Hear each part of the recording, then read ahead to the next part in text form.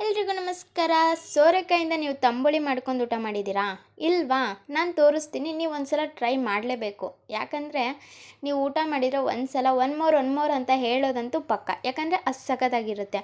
ನಾನು ತೋರಿಸ್ತಿದ್ದೀನಲ್ಲ ವಿಡಿಯೋದಲ್ಲಿ, ಅದನ್ನು ಸೋರೆಕಾಯಿ ಅಂತಾರೆ. ಅದನ್ನ ತೊಗೊಂಡು ಕ್ಲೀನಾಗಿ ಮೇಲ್ಗಡೆ ಸಿಪ್ಪೆ ಎಲ್ಲ ತೆಕ್ಕೊಂಡು ವಾಶ್ ಮಾಡ್ಕೊಂಡು ಕಟ್ ಮಾಡಿಕೊಂಡು ಉಪ್ಪಾಕಿ ನೀರಾಕಿ 2 ವಿಸಲ್ ಕೂಗಿಸ್ಕೋಬೇಕು.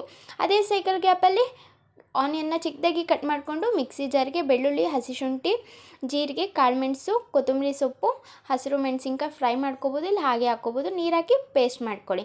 ನಂತರ ತಡ್ಕ ಸಾಸಿವೆ, ಜೀರಿಗೆ, ಇಂಗು, ಆನಿಯನ್ ಫ್ರೈ ಮಾಡಿಕೊಂಡು ನಂತರ ಬೇಯಿಸ್ಕೊಂಡಿರೋ ಸೋರೆಕಾಯಿನ ಹಾಕಿ ಗ್ಯಾಸ್ ಆಫ್ ಮಾಡಬೇಕು. ಅದು ಸ್ವಲ್ಪ ಕೂಲ್ ಆದಮೇಲೆ ಮಸಾಲ ಹಾಕಿ ನಂತರ ಮೊಸರು ಹಾಕಿ ಚೆನ್ನಾಗಿ ಮಿಕ್ಸ್ ಮಾಡಿದರೆ ಬಿಸಿ ಬಿಸಿ ಅನ್ನ, ಚಪಾತಿ, ರೊಟ್ಟಿಯೊಂದಿಗೆ ಊಟ ಮಾಡಿಕೊಂಡ್ರೆ ಎಷ್ಟು ಸಕ್ಕತ್ತಾಗಿರುತ್ತೆ ಗೊತ್ತಾ.